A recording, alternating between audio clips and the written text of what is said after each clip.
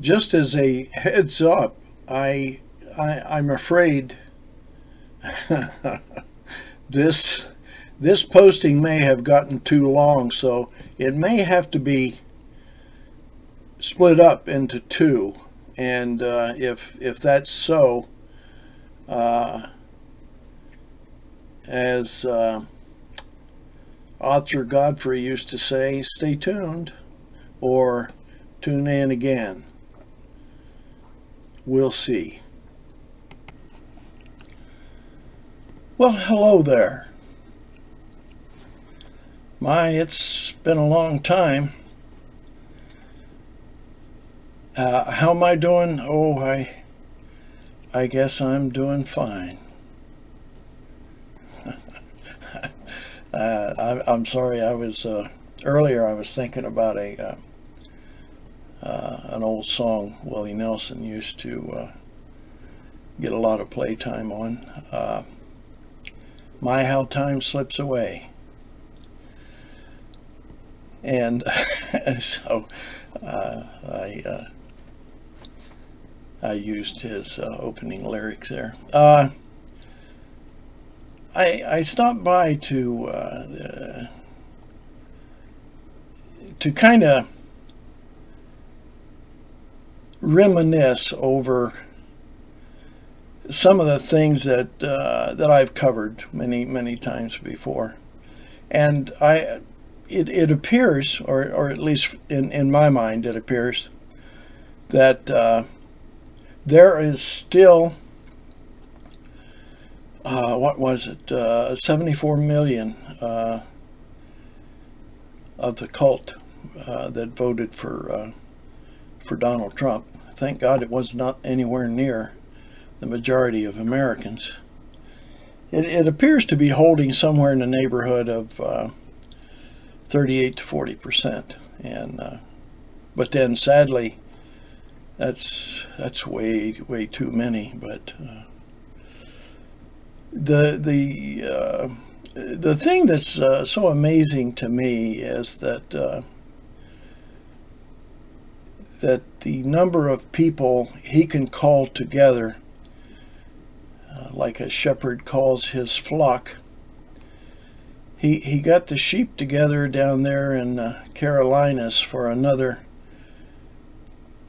pep talk on his infamous lie about how he was mistreated by the government, which allowed the voters to select their choice for president rather than select the choice that he was making for them. And as I said, it's amazing to me how there's so many. Even though he has lost quite a few, there's still a lot of the sheep that answer to his call. And what is so distressing for me is that Donald Trump proved to the world, God, and all rational thinkers that he is a pathological, lying, narcissistic, psychotic psychopath. The psychologists, to the very last one, labels Donald Trump such. Even his eldest sister, Mary Ann Trump,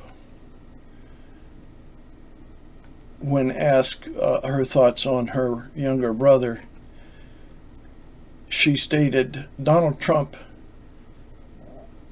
is a clown and a con man and has been all of his life.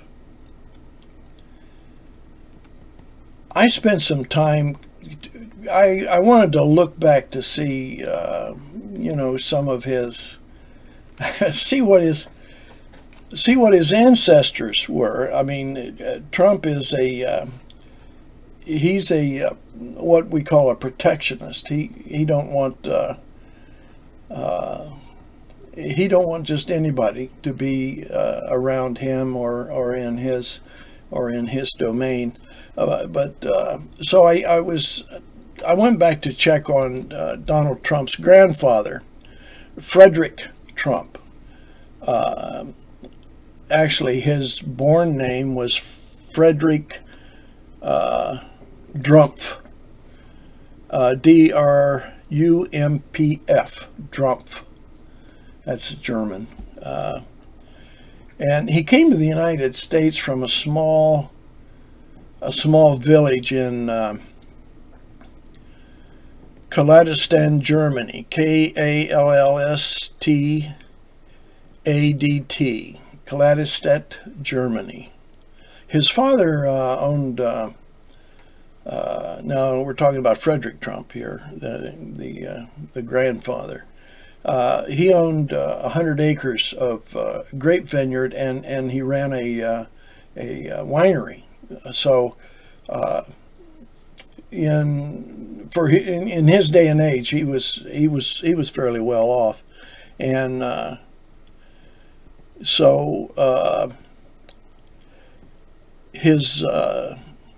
son he sent to and unaccompanied on October the 17th, 1885. At that time, Trump's grandfather was 16 years old. His father sent him to the U.S. Now, there's been different books written on Frederick Trump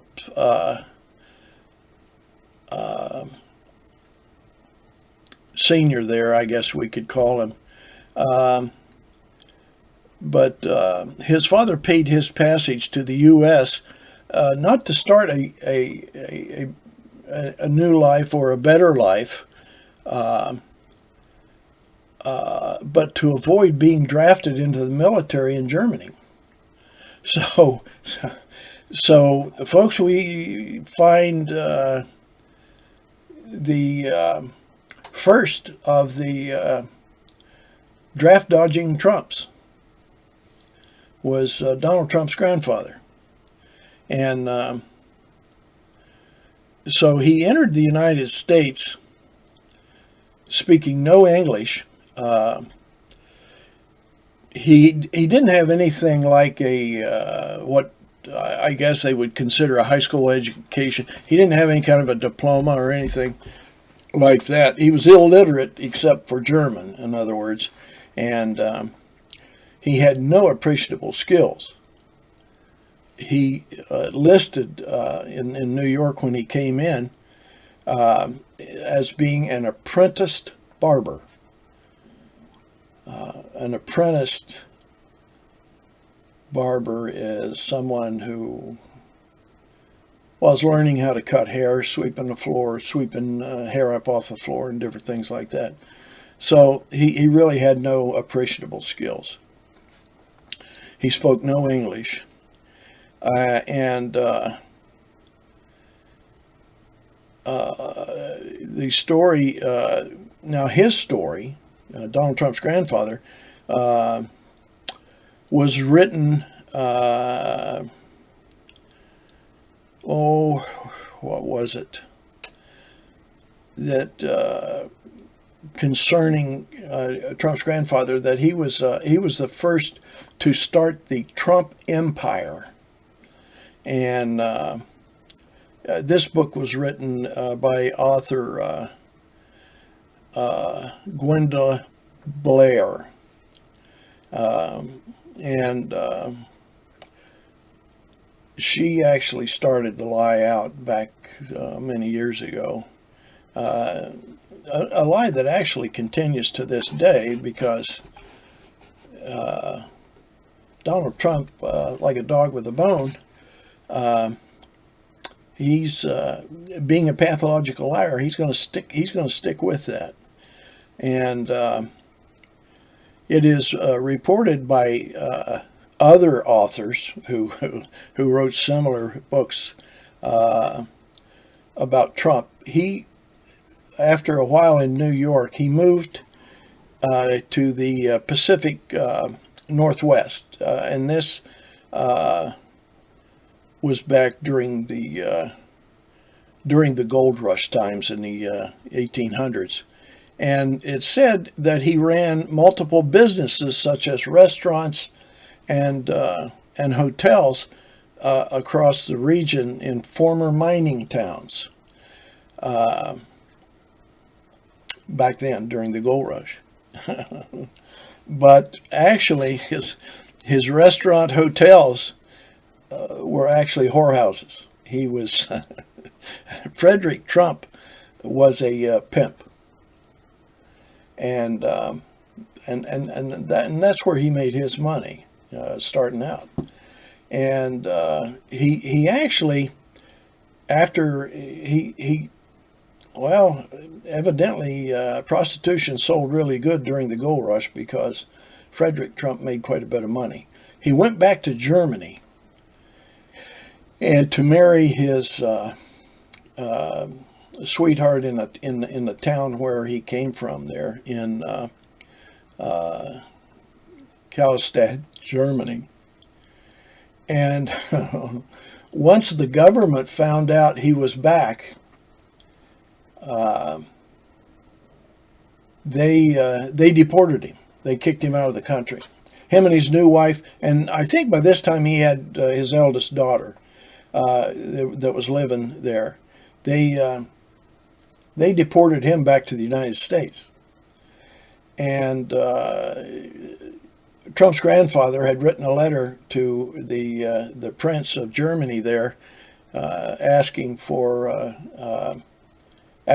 his nullification for his deportation, and the Prince, no, you you draft dodger, go back where you elected to flee to back in 1885, and but what is really amazing, the Trump family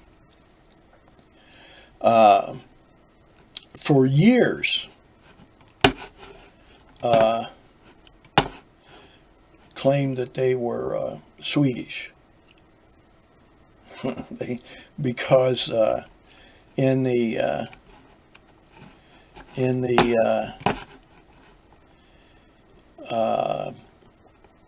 early 1900s, Frederick Trump, which was I think was the second or third child of Frederick Dumpf, or Donald's grandfather, was working in construction in New York, building houses, barracks, and accommodations for military personnel. That's how he avoided being drafted also, because he claimed he was military work, and then he started building apartments, housing and apartments and everything else, in which many of his customers were Jewish. And at that time, we're talking 1930s and 40s, it wasn't a good idea to claim that you were of German heritage. So Trump's father and the family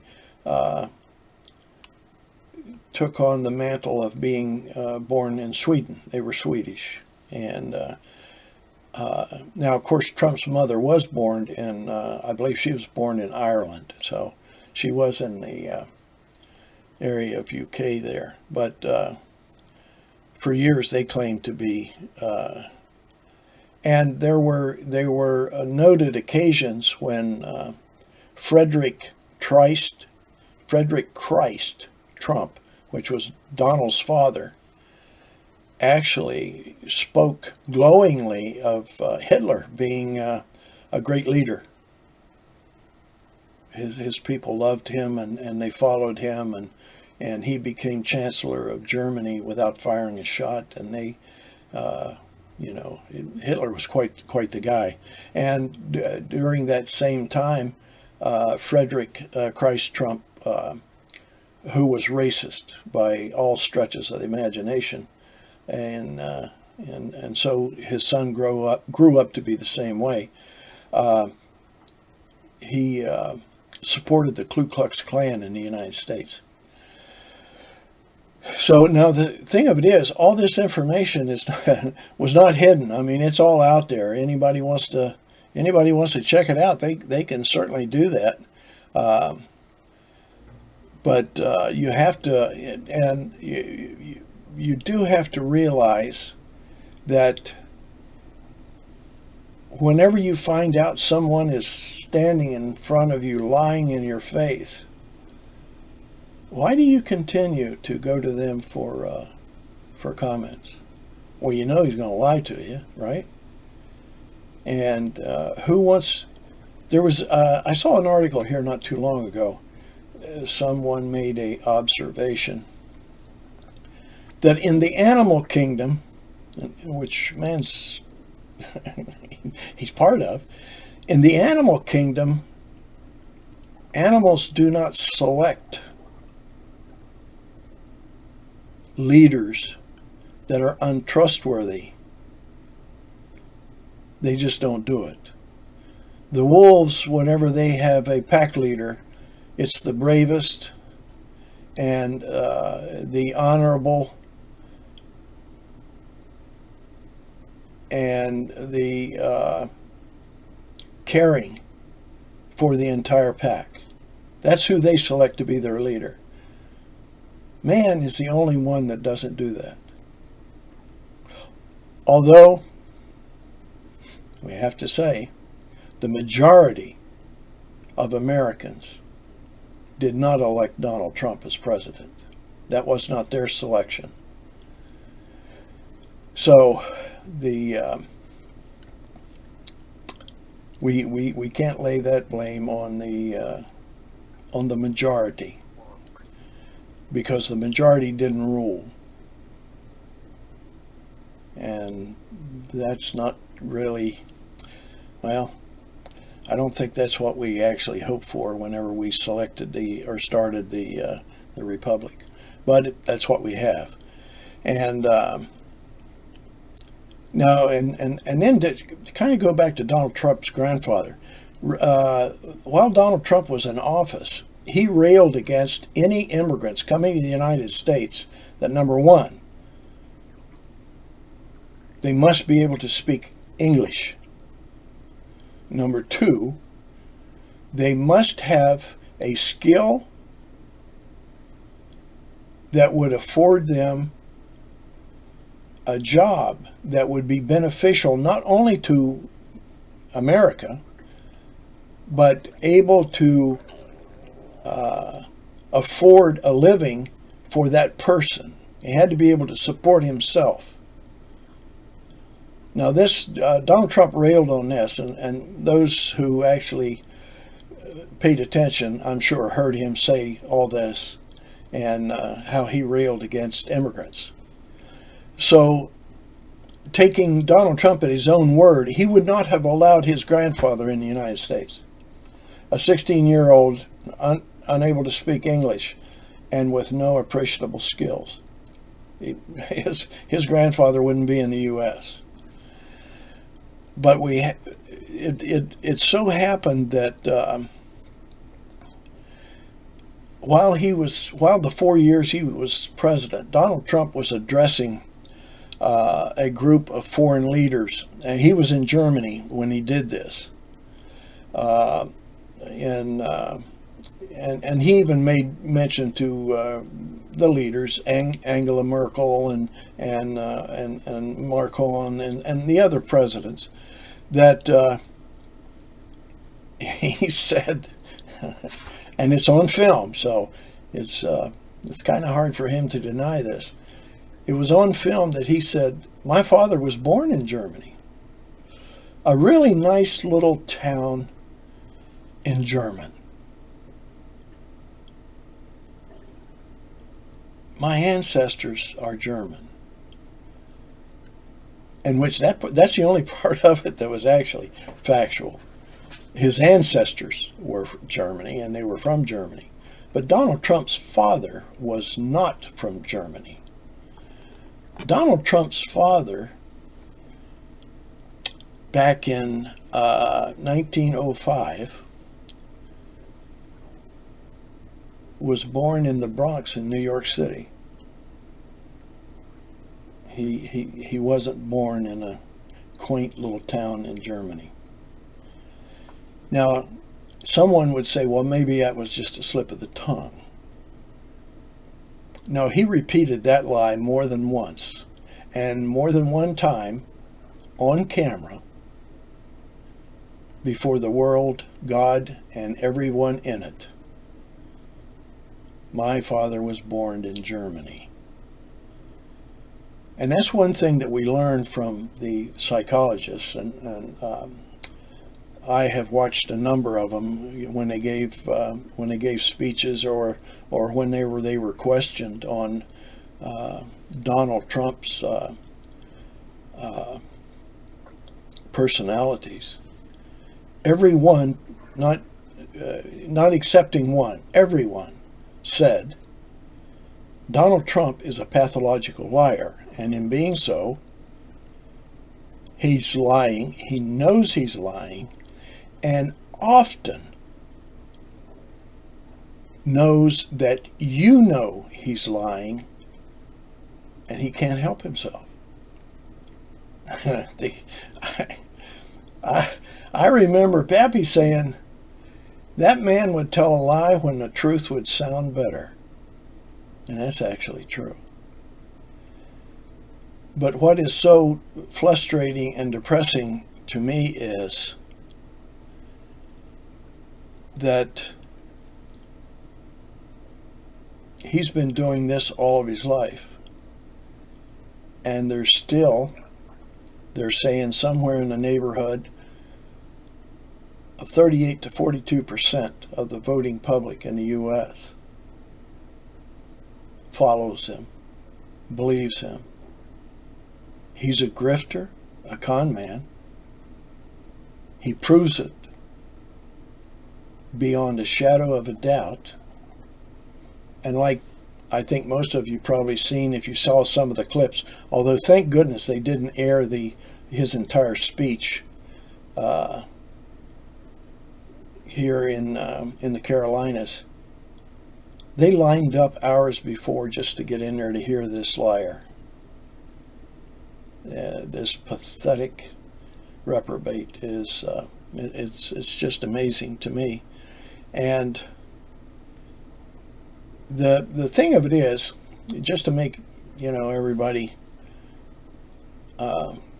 understand how, or the reason that I understand it, is I'm going to show you some clips that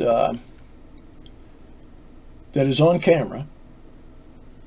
So it's not you can't run around and say fake news. You can see, like Maya Angelou said, when somebody tells you who they are the first time, believe them.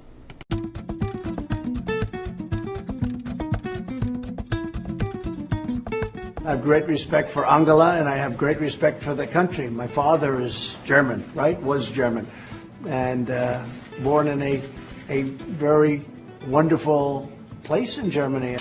I have great respect for Germany. My father's from Germany. Both of my parents are from the EU. Don't forget, both of my parents were born in EU sectors, okay? I mean, my mother was Scotland, my father was Germany.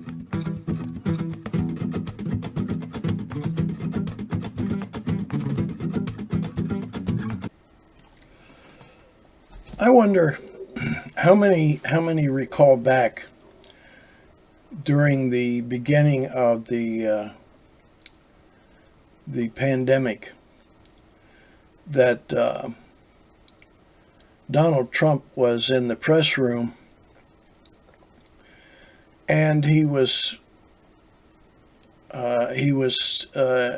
talking to, and I can't remember her name. Barbara. No, I can't remember her name. But anyway, she was a doctor, an immunologist, much like Dr. Fauci. And Trump was saying that, questioning her, that she, and he made it out like he had had long discussions with her and that she had told him that possibly injecting the body with Clorox